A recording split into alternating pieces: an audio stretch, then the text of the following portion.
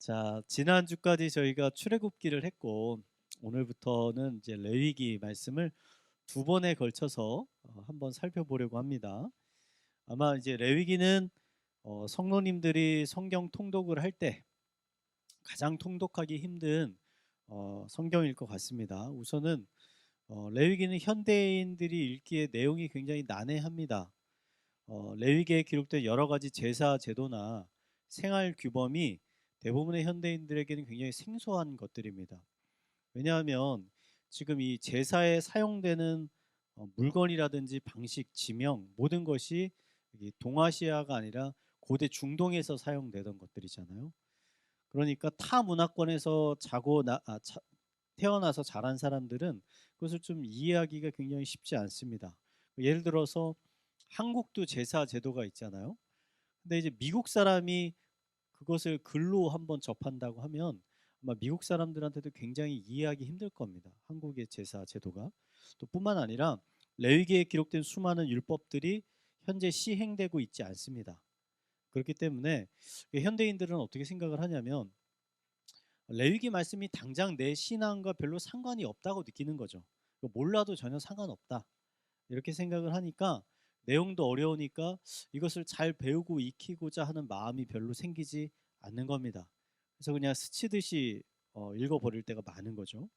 근데 우리가 이제 우리의 입장 말고 그 레위기 말씀을 처음 받았던 이스라엘 백성들의 입장에서 생각해 보자면 그들에게 있어서 레위기는 사실은 창세기나 출애굽기보다 더 중요한 말씀입니다. 굉장히 중요한 말씀이에요. 왜냐하면 그들에게 레위기 율법은 뭐냐? 거룩한 하나님과 거룩한 하나님과 함께 살 수 있는 방법이 무엇냐를 구체적으로 가르쳐 주고 있는 성경이 레위기이기 때문이에요. 자, 시내산에서 하나님과 이스라엘 백성 사이에 언약이 이제 체결이 됐습니다. 하나님께서 율법을 주셨고 이스라엘 백성들은 이제 그것을 지키겠다고 했어요. 그러자 하나님께서 백성 가운데 임재하셔서 실제 하나님이 동행하시기 시작했습니다. 이게 참 놀라운 사건이라고 말씀드렸죠.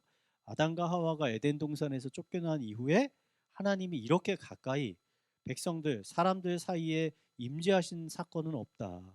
굉장히 중요한 사건이다. 이게 너무나 중요하고 감사한 사건이긴 한데 인간의 입장에서 생각해 보면 굉장히 위험한 일입니다. 왜냐하면 하나님은 거룩하신 하나님이잖아요. 근데 거룩하신 하나님이 거룩하지 않은 인간에게 가까이 간다. 아주 가까이 간다. 그럼 어떻게 되느냐? 인간은 큰 화를 입게 되는 거예요. 그래서 우리가 성경에서 가끔 하나님의 임재를 경험한 사람들, 그러니까 하나님을 만난 사람들의 반응이 나옵니다. 대부분의 반응은 기쁨이 아니에요. 하나님을 만난 사람들의 반응이 기쁨이 아니라니까요. 대부분 다 두려움이에요. 왜냐하면 죽게 됐다는 거예요.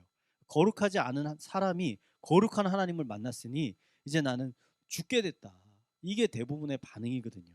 그러면 거룩하지 않는 인간이 거룩하신 하나님과 어떻게 가까이 동행하며 살아갈 수 있는가? 그 방법이 뭔가? 그 방법을 가르쳐 주고 있는 게 레위기라는 거죠. 그러니까 우리는 그러한 입장에서 레위기를 읽어볼 필요가 있어요.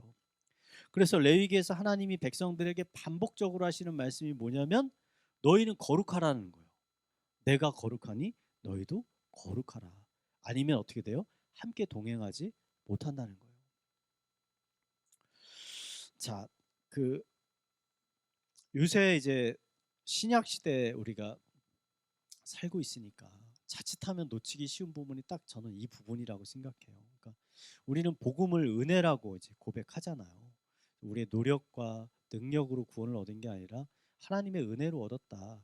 그러다 보니까 어떤 마음을 가지고 있는 분들이 많냐면 거룩한 삶을 살고자 하는 의지 자체가 없어요. 그런 삶을 살고자 하는 갈망 자체가 없어요. 그냥 나는 은혜로 구원받았으니까 천국 가는 거지. 여기서 끝이에요. 근데 여러분 이런 식의 생각은 전혀 하나님께서 기대하시던 생각이 아닙니다. 그러니까 사도 바울도 이런 식으로 얘기한 적이 없어요. 그러니까 너희가 은혜를 받아서 하나님의 자녀가 됐으니 너희 마음대로 살아라? 아니죠. 너희가 은혜를 받아서 하나님의 백성이 됐으니 하나님과 같이 거룩한 삶을 더 살도록 노력해라라는 거 아니에요. 그러니까 우리가 구약의 메시지를 너무 가볍게 생각하고 넘어가면 이러한 핵심적인 부분들을 놓치게 된다는 거죠. 여러분, 우리는 여전히 거룩한 삶을 살기를 힘써야 됩니다. 똑같아요. 구약 시대나 지금 달라진 거는 하나도 없어요. 그러니까 이러한 관점에서 레위기를 살펴보면 레위기에 기록된 여러 가지 제사 제도들과 규범이 왜 이렇게 복잡한지를 우리는 이해하게 됩니다. 제가 한번 사진 한 장만 넘겨주세요. 조선시대 거를 한번 재현을 한 겁니다. 여러분, 조선시대를 한번 제가 예를 들어볼게요. 조선시대는 왕이 있지 않습니까? 왕은 한 나라에서 가장 이제 존귀한 존재죠. 일반적인 백성이 그 왕을 만나기 위해서는 쉽지가 않습니다. 여러 가지 절차와 과정을 거쳐야 돼요. 예를 들어 왕을 만날 땐 우선 몸을 깨끗이 씻어야 되고 머리와 수염도 다듬어야 되고 또 예식에 맞는 옷도 입어야 되고 또 왕에게 나갈 때 그냥 걸어가면 안 됩니다. 나아가는 격식과 방식이 있잖아요. 그거대로 나아가야 왕을 만날 수 있는 거예요. 만약에 그렇게 하지 않고 자기 마음대로 왕 앞에 나가면 어떻게 됩니까? 그 사람은 이제 처벌을 받게 되는 거죠.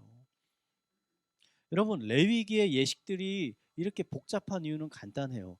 그만큼 하나님과 인간 사이의 거룩함의 거리가 크다는 거예요. 크기 때문에 그 거룩한 하나님께 나아갈 때 여러 가지 복잡한 절차가 필요하다는 거죠. 반대로 이러한 복잡한 예식과 절차 없이 왕에게 스스럼 없이 가까이 나아갈 수 있는 존재들이 있습니다. 누구죠? 아들, 딸, 왕자, 공주. 이런 사람들은 왕에게 이런 복잡한 거 없이도 더 가까이 나아갈 수 있잖아요. 그래서 옆에 제가 사진 하나 딱 보냈어요. 그거 보고 싶으면 저렇게 갈 수 있잖아요. 자, 이게 바로 구약과 신약의 차이라는 거예요. 그러니까 예수 그리스도를 우리가 영접함으로 인해서 신약 시대의 성도들은 누가 됐습니까? 하나님의 거룩한 자녀가 되죠, 자녀. 그 예수 그리스도의 보혈의 피가 우리를 덮음으로 인해서 우리가 그 거룩함을 입게 됐잖아요. 그러니까 더 이상 레위기에 기록된 저런 복잡한 예식과 절차 없이 하나님께 스스럼 없이 나아갈 수 있게 됐다. 이게 우리 신분의 변화잖아요. 예수님께서 기도하실 때 뭐라 하십니까? 하늘에 계신 우리 아버지라고 기도. 더 이상 하나님께서 너를 종의 영으로 다스리지 않고 자녀의 영으로 너를 부르셨으니까 이제 그렇게 다가가라는 거죠. 그래서 우리가 레위기를 읽어가면서 두 가지를 집중해서 보았으면 좋겠습니다. 첫째는 하나님이 얼마나 거룩하신가. 하나님이 어떠한 분이시기에 하나님의 백성들에게 이와 같은 율법을 주시는가. 두 번째는 그 백성들을 거룩하게 만드는 율법에 담겨진 하나님의 뜻과 정신은 무엇인가. 율법이 굉장히 난해해 보이지만 우리가 조금만 인내심을 가지고 또 보조적인 여러 가지 자료를 통해서 율법을 연구해 보면 그 안에 하나님의 놀라운 성품과 지혜가 담겨 있다는 것을 발견하게 됩니다. 그래서 앞으로 2주간 레위기를 함께 공부해 가면서 이런 지혜를 발견하는 귀한 시간이 되기를 소망합니다. 레위기를 읽고 우리 삶에 적용을 할 때 우리가 먼저 생각해 봐야 될 것이 있습니다. 첫 번째 게 뭐냐면 그 레위기의 율법이 여전히 우리들에게 유효한가? 유효한가? 만약에 유효하다면 그 레위기에 기록된 율법 전체를 우리가 다 지켜야 되는가? 아니면 부분적으로 지켜야 되는가? 이런 문제예요. 신약 성경을 읽어보면 율법이 폐하여졌다라는 말씀도 있고 반대로 율법은 영원하다, 폐해지지 않는다라는 말씀도 있습니다. 굉장히 혼란스럽죠? 그럼 어떻다는 것인가?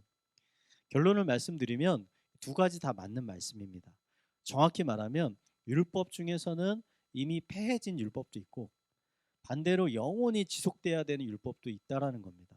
그렇다면 어떤 율법은 폐해지고 반대로 어떤 율법은 더 영원한 것인가? 율법에 대한 구별과 구분이 쉽진 않습니다. 그것 때문에 이 현대까지도 많은 신학자들의 논쟁이 있기도 합니다. 또 그것 때문에 교단과 교파가 나누어지기도 합니다. 예를 들어 침례교라고 있지 않습니까? 침례교. 침례교 성경에는요. 그 우리 성경에는 대부분 세례라고 쓰여 있잖아요. 침례교가 사용하는 성경을 보면 세례 대신 침례라고 써 있습니다. 달라요, 성경이. 그럼 침례는 뭐죠? 세례를 질 때 물속에 완전 들어가는 거잖아요. 세례는 지금 우리의 세례는 어떻게 줍니까? 물을 이렇게 해서 이렇게 여러분 어떤 게 맞다고 생각하세요? 침례가 맞다. 아, 둘 다 맞다. 이게 한국 사람들이 이래. 뭘 선택하라 그러면 이거 날 틀리려고 하라 그러나 안 선택해요.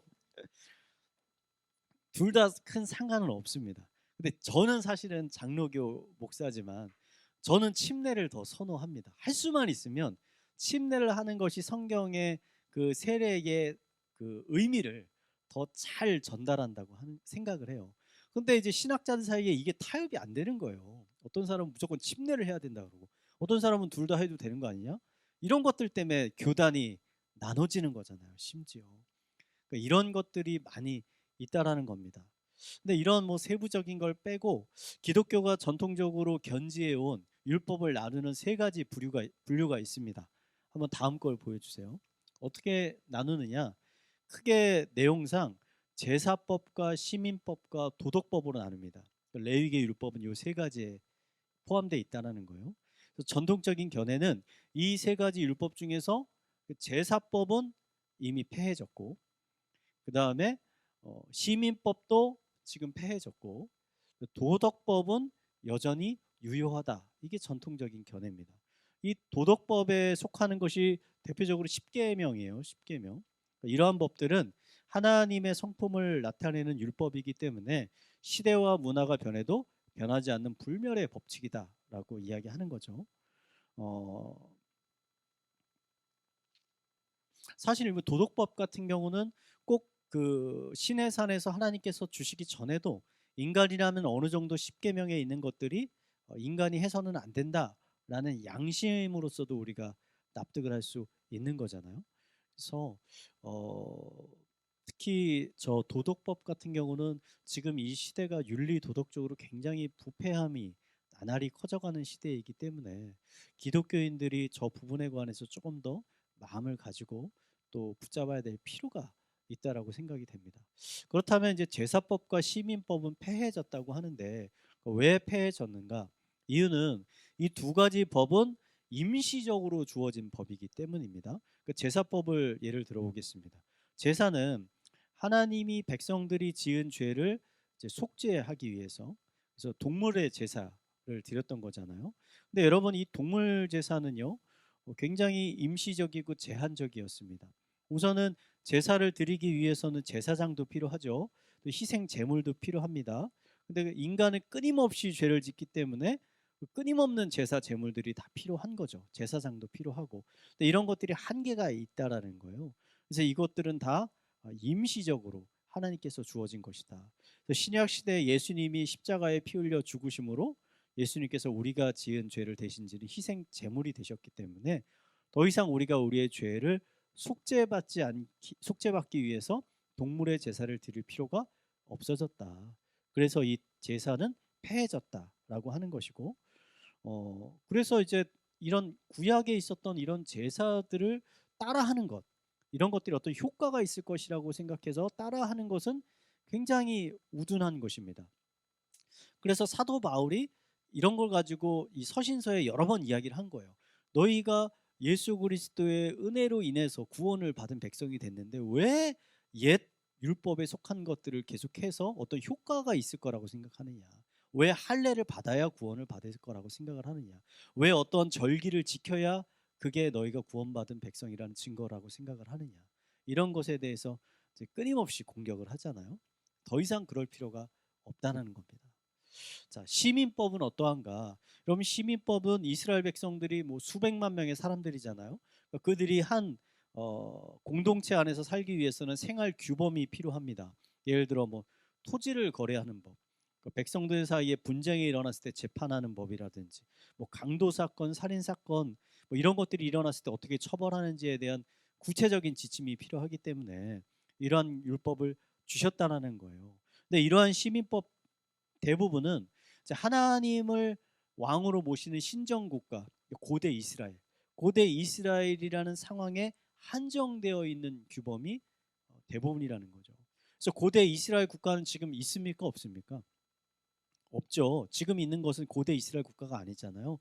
20세기에 와서 그들이 2차 세전 끝나고 나서 다시 새로 세운 국가 아닙니까? 그들이 지금 이대로 하나요? 이대로 하면 살 수가 없죠. 여기 토지도 없어요. 토지도 다 하나님의 것이고 절대 이대로 살 수가 없습니다. 그러니까 성경에 있는 시민법은 더 이상 우리가 지킬 필요가 없다. 현대의 많은 법으로 대체가 되었다. 대체가 됐다라는 거 있죠. 또 이런 거 말고 약간 이제 현대적인 교회가 성격을 바꿔서 사용하는 거 있습니다. 예를 들어 유월절, 그 이스라엘의 3대 절기 중에 유월절 있잖아요. 유월절. 유월절을 우리가 지키나요? 안 지킵니다. 근데 유월절 대신 지키는 게 있어요. 어떤 걸 지키죠? 부활절. 그 부활절이라고 그러긴 그런데 더 정확히 말하면 성찬식이라고 말하면 더 가깝습니다. 그죠? 유월절이라는 거는 우리가 죽어야 되는데 대신 누가 죽었다는 거요?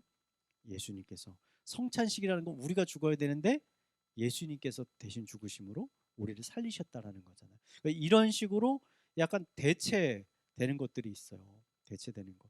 예를 들어 오순절 같은 거. 오순절. 그죠? 오순절인데 지금 우리는 오순절을 지키지는 않습니다. 우리는 그걸 성령 강림절이라고 합니다. 그리고 또 초막절이라 그래서 한 해 지은 곡식을 다 이렇게 추수해 가지고 저장하는 거. 초막절, 수장절이라고도 말하죠. 이 지킵니까 저희? 안 지키죠. 지금 우리는 그걸 추수감사절로 바꿔서 합니다. 그러니까 이런 식으로 약간씩 변형시켜서 현대 교회가 지키는 것들이 있다라고 생각하시면 됩니다. 그래서 그걸 꼭 지켜야 되느냐? 그렇지 않다는 거예요. 그러니까 그거에 대한 의미를 우리가 기념하고 되새긴다는 거예요. 만약에 우리가 이거 안 지킨다 그래서 하나님께서 우리를 막 벌하시거나 하느냐? 그렇지 않다는 거예요. 그런 의미는 아니라는 겁니다.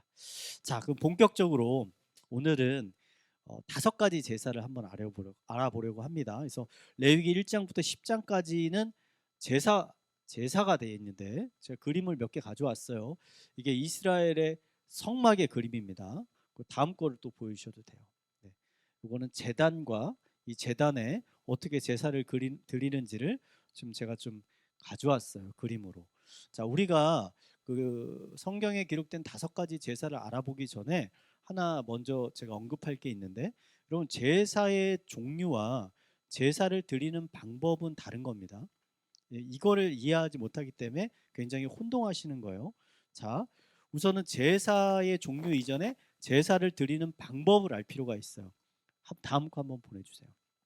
자, 성경에 보면 뭐 번제도 있고 화목제도 있고 속죄제도 있잖아요. 근데 보면 화제라는 말도 있고 거제라는 말도 있고 요제라는 말도 있고 전제라는 말도 나옵니다. 굉장히 헷갈릴 수가 있어요. 이 4가지는 제사의 종류가 아니라 제사를 드리는 방법을 이야기를 하는 겁니다. 예를 들어 화제는 뭡니까? 불화를 써서 제물을 태워서 드리는 방법을 말하는 거예요. 그다음에 거제는 이 들 거자를 써가지고 하나님께 불태우기 전에 이거를 제물을 그래서 하나님께 드린다는 표현. 그다음에 요제라는 거는 이걸 들렸다는 걸 이렇게 흔드는 거예요. 이것도 비슷한 의미입니다. 맨 마지막에 전제는 제물을 불태워 드리기 전에 거기다 포도주나 독주를 더 부어가지고 그거를 하나님께 태워 드리는 거를 전제라고 하는 겁니다. 그러니까 5가지 제사를 드릴 때 이런 방법들을 섞어 사용하면서 하나님께 드린다라는 거예요. 자, 그래서 본격적으로 5가지를 이제 한번 알아보도록 하겠습니다. 첫 번째는 번제입니다. 번제. 번제는 태울 번자를 쓰는 거죠. 그래서 하나님께 제물을 태워서 드리는 것들을 말합니다. 그래서 성경은 하나님께서 태워 드리는 이 향기를 하나님께서 기뻐하시는 향기로운 냄새다, 뭐 이렇게 표현을 합니다. 이스라엘의 제사에서 가장 중심에 있는 건 저 번제라고 볼 수 있습니다. 나머지는 다 저 번제에서 하나씩 파생돼서 나오는 겁니다. 그 번제 제사를 왜 드리는가? 핵심은 감사와 헌신이에요. 감사와 헌신. 내가 하나님께 더 헌신하겠다. 하나님이 주신 것에 내가 너무나 감사한다. 그래서 제물을 하나님께 드리는 거거든요. 근데 이게 핵심이 뭐냐면 다른 제사들은 드린 제물 중에 일부분을 제사장이 취하기도 하고 일부분을 드린 사람이 가져가기도 하거든요. 근데 번제는 그렇지 않아요. 번제는 모든 걸 다 태워드립니다. 남기는 게 없어요. 가죽만 제사장 목으로 좀 남기고 안에 있는 기름과 맛있는 모든 부분들을 다 태워서 드립니다.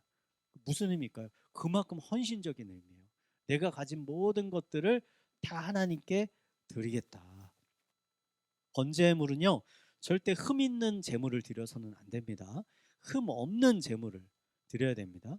그리고 또 이런 건 있어요. 그럼 뭐 번제물은 비싼 것만 드려야 되느냐? 그렇진 않습니다. 자기 소득의 형편, 재산의 형편에 따라서 돈이 없는 사람들은 비둘기나 새같이 좀 값싼, 좀 저렴한 제물로도 하나님께 얼마든지 드릴 수 있습니다. 중요한 것은 그 마음이에요. 하나님께서 이 사람이 어떠한 태도를 드리는가. 두 번째는 소제. 소제는 곡식입니다. 곡식.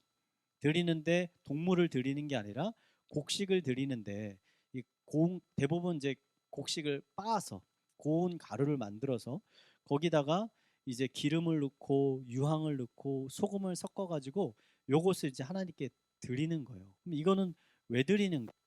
이거 첫 번째 번제와 비슷해요. 비슷해요. 이 번제 제물을 드릴 때 저 소제도 같이 드리는 경우가 많아요. 그럼 이거를 참 한국에서 이렇게 제가 생각을 해봤어요. 이거 어떻게 이해하는 게 가장 좋을까? 여러분 한국 문화는 그 밥 먹는데 메인 디쉬 있지만 메인 디쉬만 줍니까? 밑반찬 주지 않습니까? 약간 그런 개념하고도 비슷하겠다 생각 좀 들어요. 그래서 어떤 좋은 분이 오면 하나만 드리는 게 아니잖아요. 내가 드릴 수 있는 여러 것들을 같이 드리는 거잖아요. 그래서 이 소제는 이런 전제 목적과 비슷하게 하나님께 드리는 것이다. 그 다음에 이제 속죄제가 나오죠. 속죄제는 뭡니까? 우리가 죄를 지었을 때 그 죄 사함을 받기 위해서 하나님께 드리는데, 그러니까 많은 분들이 약간 여기서 오해하는 게 있어요. 속죄제니까 내가 지은 모든 죄가 다 용서될 거다라고 생각하는데 그렇지 않습니다. 여러분 그렇지 않아요? 레위기 말씀 보세요. 사람을 살인한 자는 어떻게 됩니까? 고의로 사람을 죽인 사람은 죽어야 돼요. 그 사람이 속죄제를 드린다 그래서 죽임을 안 당하는 게 아니에요. 여기서 말하는 속죄제는 부지 중에 자기가 의도하지 않고 잘 몰라서 잘못해서 지은 죄들을 말하는 거예요. 의도적으로, 계획적으로, 반복적으로, 지속적으로 짓는 죄는 여러분 속죄가 안 됩니다. 그런 죄들은 율법에 따라서 처벌을 받게 돼 있어요. 처벌을. 그리스도의 복음을 알고도 그 복음을 의도적으로 지속적으로 거부한다면 어떻게 됩니까? 그 사람은 천국을 유업으로 받을 수 없게 되는 거죠. 그래서 신약에서도 이 부분에 관해서 경고하고 있잖아요. 경고하고 있잖아요. 자, 이 속죄제가 번제와 다른 점은요. 이 번제는 아까 제물을 다 태워 드린다 그랬잖아요. 모든 걸. 근데 이제 속죄제는 제물의 가슴이라 오른쪽 뒷다리를 제사장한테 줍니다. 특별 이게 어떤 의미냐면 약간 수고의 의미라고 볼 수 있겠죠. 제사장에게 줍니다. 그리고 속죄할 때는 그 피를 받아가지고 제단 뿔에 바르고 또 이제 1년에 한 번은 이제 이스라엘 전체의 죄들을 속죄하기 위해서 성소에 들어가서 그 피를 향단에 뿌리기도 합니다. 자, 네 번째 화목제라는 것은요. 뭐냐? 우리가 화목한 집안 할 때 그 화목 똑같은 겁니다. 그러니까 여러분 어떤 잘못을 했을 때 그 잘못에 대해서 속죄를 했다고 해서 끝이 아니에요. 그 죄로 인해서 누군가의 관계가 풀어질 수 있잖아요. 소원해질 수 있잖아요. 그러니까 그 소원한 관계를 우리가 회복하려고 자주 뭐 합니까? 같이 밥 먹잖아요. 같이 밥 먹잖아요. 똑같은 거예요. 화목제가 그런 거예요. 그래서 속죄제를 하고 나서 대부분 그 이후에 화목제가 이루어집니다. 근데 이 화목제는 다른 점이 있어요. 그러니까 아까는 전제는 다 불태워 준다 그랬잖아요. 그다음에 속죄제는 다리 하나를 제사장이 갖는다 그랬잖아요. 자기 제사장끼리만 먹는 겁니다. 이 화목제는 드렸던 것 중에서 일부분을 남겨가지고 제사를 드린 사람이 먹게 돼 있어요. 그 제물을 가져온 사람이. 그러니까 이거 무슨 의미야? 하나님과 내가 같이 식사를 한다는 의미잖아요. 그런 의미에서 이제 화목제가 있는 겁니다. 같이 먹으니까. 그렇게 이해하면 가장 좋을 것 같아요. 그래서 이 성경에 이런 거 있어요. 낙헌제, 서원제 이런 게 있어요. 낙헌제는 집을 완공하거나 어떤 건축물을 완공한 다음에 하나님께 드리는 제사. 그다음에 서원제는 내가 어떤 서원을 했을 때 다 이루어지고 나서 드리는 제사. 이런 제사들은 대부분 이 화목제에 속하는 제사입니다. 드린 다음에 함께 하나님께 식사하는 시간을 가져요. 마지막 다섯 번째는 속건제. 속건제는 하나님의 성전이나 이웃에게 어떠한 해를 입혔을 때, 손해를 입혔을 때 그것을 보상해야 된다는 거예요. 그래서 이 성경에는 5분의 1을 더해서 보상해라. 5분의 1을 왜 더할까? 정신적인 피해 보상? 이렇게 봐야 되나요? 예를 들어 교회 청년들이 축구를 하다가 옆집에 창문을 깼어요. 그럼 회개 기도하면 끝입니까? 하나님께서 용서해 주셨다 그러면 되는 거예요? 안 되잖아요. 그 집 가서 그걸 보상해 줘야 될 거 아니에요. 이런 보상의 의미라는 거예요. 속건제라는 게. 그렇죠? 이 다섯 가지가 이제 이스라엘의 다섯 개의 주요한 제사 방법입니다. 근데 제가 뭐라 그랬죠? 그래서 이것들은 더 이상 유효하지 않다. 우리가 이렇게 할 필요가 없다. 하지만 이 다섯 가지에 담겨 있는 중요한 정신이 있다. 그 뭐냐? 첫 번째, 여러분 제사에 사용되는 제물은 각기 크기와 종류와 가치는 달랐지만 하나님께서 요구하시는 중요한 게 하나 있습니다. 뭐냐면 흠이 없어야 된다. 흠이 없어야 된다. 그러니까 이것은 하나님의 성품을 드러내 주는 거예요. 그러니까 하나님은 그 헌신이 큰 것이든 작은 것이든 온전한 마음을 가지고 이 사람들이 드리기를 원하신다는 거죠. 그래가지고 여러분 나중에 하나님께서 이사야서나 이렇게 보면 어떻게 얘기하냐면, 야 너희들 이렇게 얘기하세요. 너희들 그 제물을 나한테 드리는데 눈먼 제물을 드리는 거예요. 양이 눈이 하나 멀었거나 다리를 절거나 뭔가 장애가 있는 제물을 드리는 거예요. 하나님이 화를 내십니다. 너희가 그거를 가지고 너희의 지도자들한테 가서 한번 줘봐라. 그럼 그 사람들이 그거를 받겠느냐? 아니 그들도 안 받는데 그걸 나한테 준다고? 하나님 화를 내신다는 거예요. 안 받겠다. 그러니까 하나님께서는 억지로 하는 거 별로 기뻐하지 않으신다는 거죠. 우리가 마지못해서 내가 주일 예배 하나님 한번 참석해 줍니다. 이런 거 기뻐하지 않으신다는 거죠. 마지못해서 내라니까 제가 좀 헌금 내겠습니다. 이런 거 아니고 자원하는 마음으로, 기뻐하는 마음으로 드리는 걸 받으신다. 그래서 재물 중에 동물 재물 중에 아까 말했잖아요. 사람들이 좀 가질 수 있는 부분이 있다 그랬잖아요. 제사장은 다리를 가질 수 있고 뭐 화목제 드리는 사람은 어떤 것들을 가질 수 있잖아요. 근데 갖지 못하는 게 하나 있어요. 이건 무조건 100% 태워 드려야 되는 게. 그게 뭐냐면 기름이라고 써요. 기름은 무조건 하나님께 태워 드려야 돼요. 근데 이 기름이라는 게 뭐냐? 뭐 사람들마다 약간 차이는 있어요. 근데 대부분이 그 동물 안에 있는 어떤 기름층. 근데 이게 옛날에는 굉장히 소중하고 귀했다라는 거예요. 그러니까 가장 귀한 것은 하나님께 반드시 올려드려야 됐다라는 거죠. 그래서 하나님께서는 우리의 1순위가 되기를 원하신다. 2순위, 3순위가 되기를 원하시지 않는다는 거죠. 두 번째는 재물을 바치는 사람의 경제적인 상황에 따라 재물을 선택할 수 있었습니다. 매우 중요하다고 생각해요. 이게 뭐냐? 하나님은 우리들의 각자의 상황을 이해하신다는 거예요. 그리고 그 상황에 맞는 헌신을 요구하신다는 거죠. 그래서 아주 가난한 사람들까지도 하나님께 얼마든지 나올 수 있다는 거예요. 얼마든지. 그래서 모든 사람에게 하나님께서는 문을 열어두고 계신다. 그러니까 제가 지난주에도 말씀드렸죠. 요새 JMS 이단이 막 그 넷플릭스에서 이슈가 되니까, 그러니까 언론이 막 찾아봤잖아요. 이단들이 사람들을 섭외하고 전도하는데 이 사람들이 등급을 나누는 겁니다. 등급을 나눠서 A, B, C, D에 뭐 속한 사람은 전도하지 말라는 거예요. 쉽게 말하면 와도 받지 말라는 거예요. 그럼 D에 속한 사람이 누구냐? 가난한 사람. 가난한 사람은 받지도 말라는 거예요, 등록을. 그러니까 이 언론에서 비꼬는 거죠. 아니 분명히 예수님께서는 가난하고 약한 자들에게 다가가라 했는데 이단은 정반대로 하고 있는 거잖아요. 이단이 맞는 거죠, 정확히. 하나님은 누구나 자기에게 올 수 있도록 모든 문을 열어놓고 계신 분이다. 세 번째, 모든 재물이 선택되고 드려지는 과정은 매우 복잡하고 엄격한 율법에 따라서 이루어져야 됐습니다. 그러니까 자기 마음대로 드리면 안 돼요. 재물의 선택과 또 재물을 잡는 방법, 잡은 재물을 드리는 모든 방법들을 하나님의 말씀에 따라 해야 했습니다. 여러분, 이것은 하나님과 우리 사이의 존재론적 거리가 얼마나 먼지를 제가 보여준다고 했어요. 그리고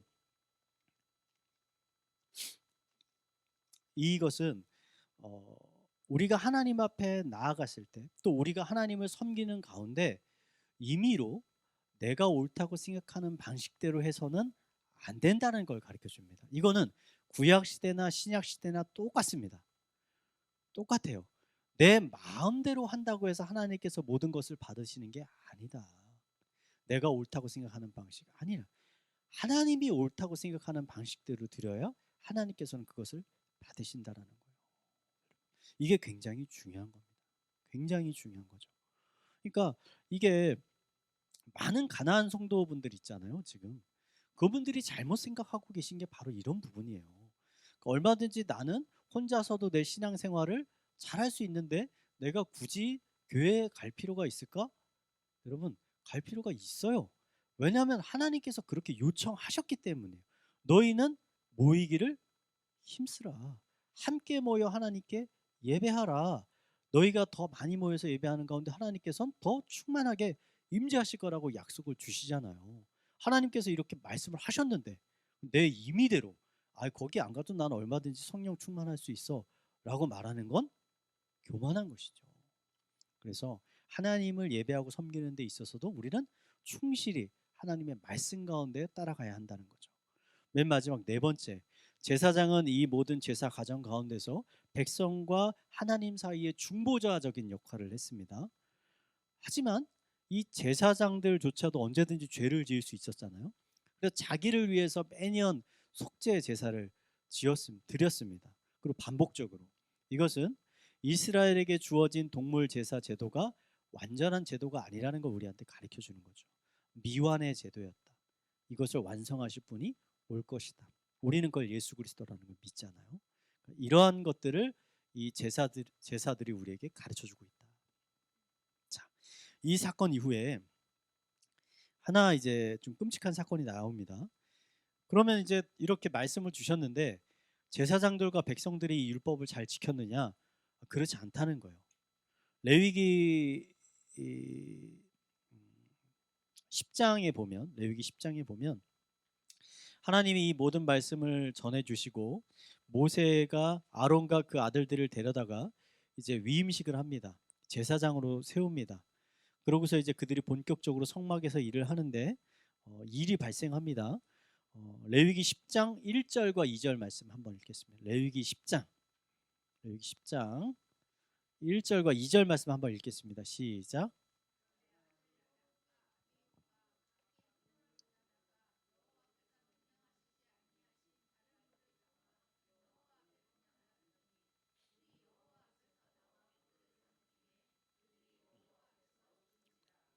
자, 지금 정확히 아론의 두 아들 나답과 아비후가 드린 불이 어떤 불인지 알 수 없어요. 중요한 것은 하나님께서 드리라는 불을 사용하지 않았다라는 거예요. 그러니까 자기들이 임의로 이 똑같은 불이니까 이 불도 상관없겠지라고 해서 그 불을 사용했는데 그러자 갑자기 불이 나와서 그 두 사람을 덮쳤고 이 두 사람이 죽게 됐다는 거죠. 그러니까 이 일을 알게 된 아론은 자신 아들 둘이 죽었잖아요. 근데 왜 죽었는지 알게 됐어요. 아무 말도 못하고 그냥 가만히 있습니다. 마음은 굉장히 비통했겠죠. 아들들이 율법을 어겨서 죽었다는 걸 알게 됐으니까. 그러니까 이 사건은 이후에 그 사사기 보면은 언약궤를 뺏겼다가 언약궤가 블레셋에서 돌아왔는데 베세데스 사람들이 그거 언약궤를 열어봤다가 수많은 사람들이 죽게 되는 사건이 있거든요. 이런 사건하고 비슷한 거예요. 자, 그 우리가 하나님과 동행을 하잖아요. 동행. 지난주 주제가 동행. 동행을 하려면 두 사람이 동행을 하려면 여러분 어떻게 해야 되죠? 한 사람이 한 사람한테 맞춰야 됩니다. 그잖아요. 이 사람은 좌하려고 그러고 이 사람이 우하면 동행이 되나요? 아니죠. 어떤 사람이 리더가 되고 그 사람을 따라가야 동행이 되는 거잖아요. 그러니까 하나님의 아까 동행이 그렇다는 거예요. 하나님이 말씀해 주신 그 말씀에 따라 우리가 순종하고 갈 때 온전한 동행이 있을 수 있다는 거죠. 자, 이 이후에 이제 모세가 아론의 남은 두 아들, 아론의 아들이 넷 있었습니다. 넷. 첫째, 둘째가 이제 죽은 거예요. 셋째가 엘르아살이고 넷째가 이다말이에요. 두 사람을 불렀어요. 그리고 경고합니다. 앞에 너희 형들이 어떻게 죽음을 당했는지 너희들 잘 봤지? 너희도 조심해야 돼 앞으로. 거룩한 하나님을 이렇게 가까이서 섬기는 것은 굉장히 위험한 일이야. 이게 보여주는 거예요. 이게 얼마나 위험한 일인지. 자, 그러니까 너희들은 더욱더 조심해야 돼. 그래서 몇 가지 경고의 말을 붙이는데 9절에서 11절입니다. 10장 9절에서 11절 말씀을 한번 읽어보겠습니다. 시작.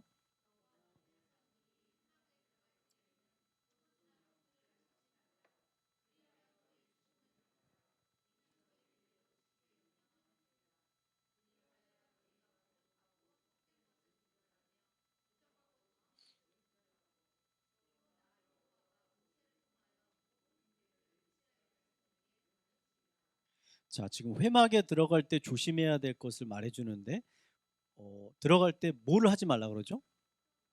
포도주나 독주를 먹지 말라. 왜 그래야 되느냐? 그게 이제 10절, 11절에 써 있는 거예요. 제사장들이 해야 하는 중요한 임무 중에 하나가 뭐냐면 거룩하고 속된 것을 분별하는 거예요. 부정하고 또 정한 것을 분별하는 게 제사장이 해야 할 일인데, 그리고 하나님은 모세를 통해서 거룩하고 부정한 것이 무엇인지를 명확하게 말씀해 주셨어요. 이게 제사장이 해야 되는 일인데 그러지 못했다는 거예요. 자, 그 아론의 아들들이, 저 이런 생각을 해봤어요. 아론의 아들들이 왜 명령하지 않은 다른 불을 하나님께 드리게 됐을까? 제가 한번 상상을 해본 거예요. 그들이 그 술에 취해 분별력이 흐려져서 그렇게 어리석은 행동한 것이 아닐까라는 추측을 하게 되는 겁니다. 왜냐하면 지금 이 일 후에 이 모세가 아론에게 명령하는 첫 번째 명령이 그렇잖아요. 너희 회막 들어갈 때 포도주하고 독주 마시지 마. 그러니까 이 말씀을 봤을 때 한번 유추해 볼 수 있는 거죠. 그들이 그래서 마음이 흐트러지고 그래서 분별력이 흐려졌었구나. 그러니까 지금은 이제 동물 제사도 지내지 않고 성막 성전도 없는데 이게 우리에게 무슨 상관이 있는가? 저는 이 말씀을 누구한테 자주 말하냐면 청년들이 저한테 질문할 때 많이 이 본문을 써요. 청년들이 술에 대해서 많이 물어봐요. 술 먹어도 됩니까? 안 됩니까? 죄입니까? 죄가 아닙니까? 술 먹는 게 죄인가요? 그럼 죄는 아니에요. 우리 명확하게 해야 되겠죠. 왜냐하면 이 한국 외 기독교 국가 중에서는 술 먹는 문화가 많이 있습니다. 심지어 성공의 그 목사들은 술도 먹고 더 좋은 공간도 많이 가는 것 같아요. 여튼 죄는 아니라는 거예요. 근데 이건 분명하죠. 술이 들어가면 사람의 분별력이 또렷해지나요? 흐려지나요? 흐려지는 게 분명하죠. 옳고 그름을 분별하는 분별력이 약해지죠. 분명한 거죠. 그래서 사람이 어리석은 행동을 더 하게 되죠. 여러분, 우리 주변에서 일어나는 수많은 강력 범죄들이 술과 연관되어 있는 것은 분명합니다. 술로 인해서 벌어지는 강력 범죄들이 굉장히 많습니다. 술은 우리들의 분별력을 흐리게 만들고 하나님으로부터 멀어지게 만들죠. 그래서 사도 바울이 성도들에게 너희는 술 취하지 말라 정확하게 명령하잖아요. 오히려 성령에 취하라. 술 취하지 말고 성령에 취하라. 이렇게 이야기하잖아요. 바울은 우리에게 이렇게 말합니다. 너희는 택하신 족속이요 왕 같은 제사장이요 거룩한 나라요 그의 소유가 된 백성이다. 백성이다. 그래서 그 백성은 하나님이 선하시고 기뻐하시고 온전한 뜻이 무엇인지를 잘 분별해야 된다. 분별할 뿐만 아니라 그렇게 살아야 된다 라고 이야기하는 거잖아요.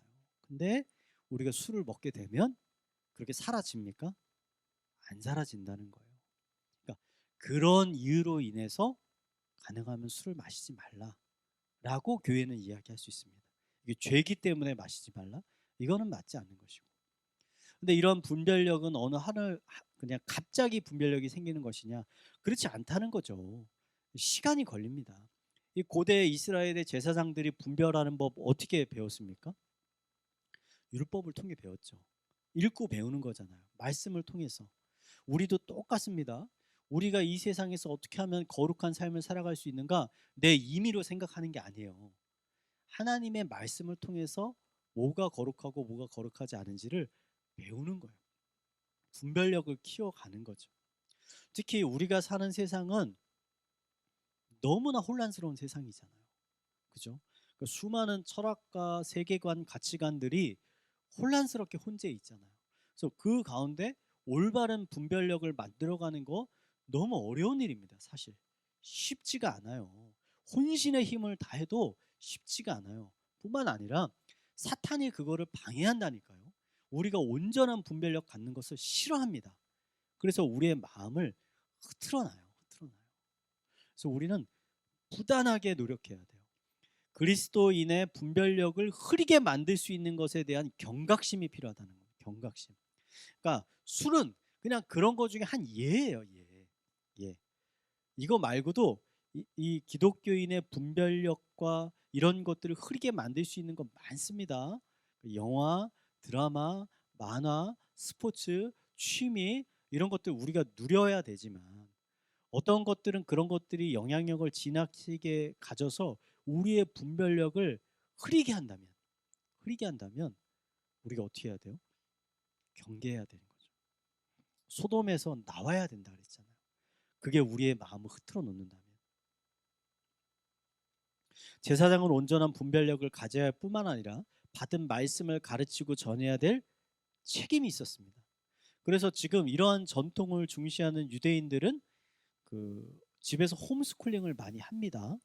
그래서 언어는 엄마가 가르치고 언어는 대부분 엄마가 가르치고 성경은 아버지가 가르칩니다. 이런 전통적인 유대인 가정. 그래서 지금 현대의 가정은 이런 말씀을 가르치는 걸 전적으로 교회에 많이 유탁했잖아요. 그래서 부모님들은 전혀 가르치지 않잖아요.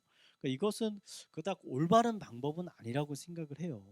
저는 가능하면 물론 교회에서도 지속적으로 교육이 있어야 되겠지만 가정 안에서도 어떤 교육이라는 입장보다 부모와 자식이 영적인 부단한 영적인 대화를 할 수 있는 어떤 기회나 환경들이 부단히 만들어져야 된다.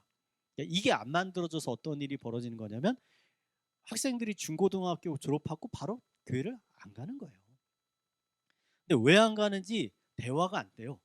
부모하고 자식 간에. 왜? 대화를 해본 적이 없으니까 그런 영적인 대화를. 애들의 영적인 상태도 모르고 어떤지도 몰라요. 근데 만약에 어린 시절부터 이런 영적인 대화를 끊임없이 해왔다면 아마 아마 아이들이 갑자기 그렇게 교회를 떠나거나 그런 일은 생기지 않을 거예요. 저는 그렇게 생각을 합니다. 그래서 저희 교회 세 번째가 3대 비전 중에 세 번째가 복음을 전수하는 교회잖아요. 그래서 저희도 애들 키우는데 쉽지가 않아요. 애들이 우선은 재미없어해요. 제가 보니까 이렇게 말씀해도 관심도 없고 재미없어하고 달란트를 줘야 할 때가 많고 다행히 저희 아내가 저보다 훨씬 더 좋은 교사입니다. 아이들한테 그런 걸 가르칠 때는.